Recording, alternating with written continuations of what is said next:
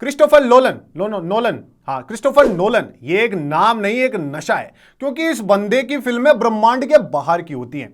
अब वो जो कहते हैं ना कि पढ़ने लिखने से क्या ही होगा, घोचुओं पढ़ने लिखने से लोलन की फिल्में समझ आएंगी।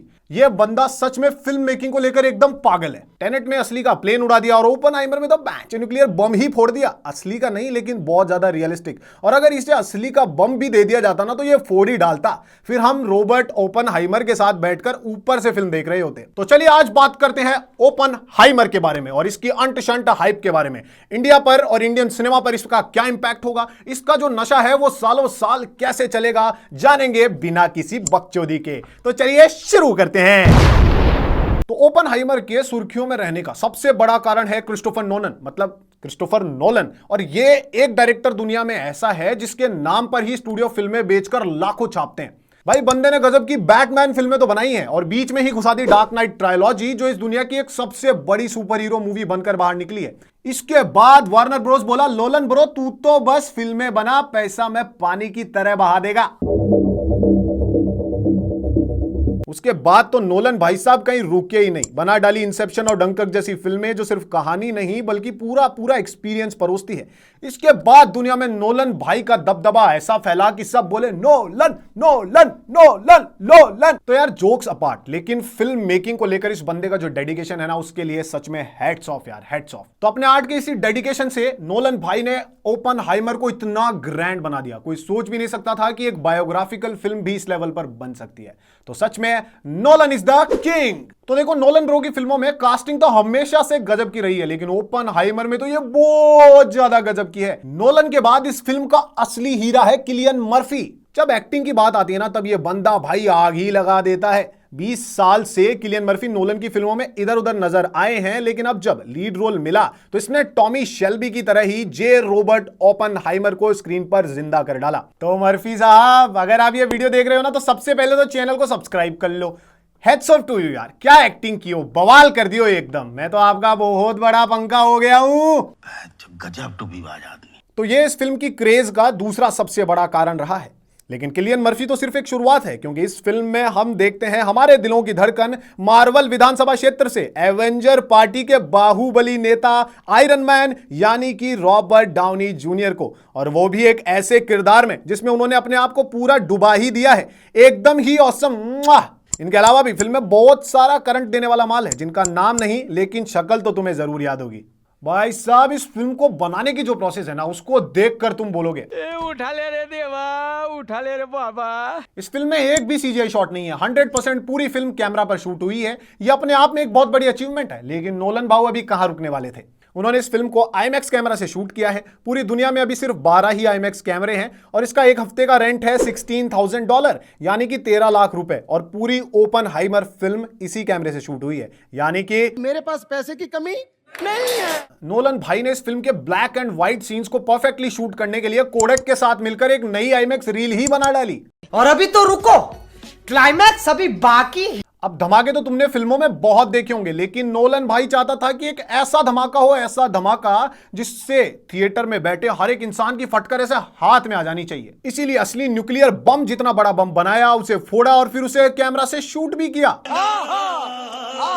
देखो इस एक्सप्लोजन का हर एक एस्पेक्ट तो मैं तुम्हें नहीं समझा सकता, लेकिन इतना जरूर बता सकता हूं कि फिल्मों की दुनिया में आज से पहले इतना बड़ा धमाका हुआ जेम्स बॉन्ड की स्पेक्टर में, जहां पर 68.47 टन टीएनटी यूज किया गया। अब एक्सपर्ट्स का कहना है कि ओपनहाइमर का जो ये धमाका है वो उससे भी बहुत बड़ा है। भाई इस लेवल पर जाकर अब तक तो कोई और फिल्म नहीं बनी है, इसीलिए ओपनहाइमर का इंपैक्ट, इसका नशा सालों तक रहेगा।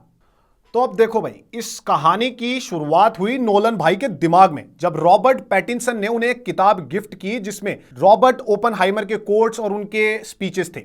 Is it true that this whole thing started when Robert Pattinson gave you a book of speeches, and if so, you couldn't find a role for him in this? अब इस कहानी से नोलन भैया इतने इंस्पायर हुए कि उन्होंने ठान लिया कि इस कहानी को दुनिया के सामने तो रखेंगे और जो असली बम तो फोड़ेंगे ही फोड़ेंगे। जे रॉबर्ट ओपनहाइमर एक काफी कॉम्प्लिकेटेड और गिल्ट रिडन इंसान थे और भगवद गीता से बहुत इंस्पायर्ड थे। जब उन्होंने देखा कि उनकी इन्वेंशन तो लोगों की फाड़ के ही रख देगी, तबाही मचा देगी, तब उन्होंने गीता के ये शब्द फील किए। Now I am become death, the destroyer of worlds. भाई किलियन मर्फी ने भी इस रोल को पूरा अपने अंदर ढालने के लिए भगवद गीता पढ़ी है। तो तुम भी पढ़ो। Your learnings from reading the Gita, you said you in preparation you read it. Yeah. तो अब द बार्बनहाइमर को हम कैसे भूल सकते हैं, क्योंकि ये मीम तो हाथ धो के हमारे पीछे पड़ गया। कुछ लोग तो इसके दबाव में आकर ही फिल्म देखने को जा रहे हैं। ये भगवान क्या जुल्म है। बार्बनहाइमर का संधि विच्छेद करने पर आता है बार्बी और ओपनहाइमर। अब इंटरेस्टिंगली बार्बी का ओपनहाइमर की एक्सप्लोसिव हाइप के पीछे बहुत बड़ा हाथ है। तो देखो ये बात तब की है जब वार्नर ब्रोस कोविड के बाद में टेनेट को ओटीटी पर रिलीज करना चाहते थे और नोलन ब्रो को ये बात एकदम दिल पर लग गई। उसने वार्नर ब्रोस को कहा बाय बाय, टाटा, गुड बाय, गया। तो अब हुआ यूं कि ओपनहाइमर बनाने के लिए नोलन भैया पहुंचे यूनिवर्सल पिक्चर्स के पास और यह देखकर वार्नर ब्रोस की बहुत जली। तो इसीलिए वार्नर ब्रोस ने ओपनहाइमर के डायरेक्ट कंपटीशन में उतार दी बार्बी, ताकि वो उसकी ऑडियंस छीन के उसका प्रॉफिट थोड़ा कम कर सके। लेकिन यह चाल उन पर ही उल्टी गिरी और एक नया ट्रेंड निकल कर आया, द बार्बनहाइमर। तो अब जब जब इंटरनेट पर लोग बार्बी सर्च करते हैं, ओपनहाइमर की सर्चेज अपने आप ही बढ़ जाती हैं।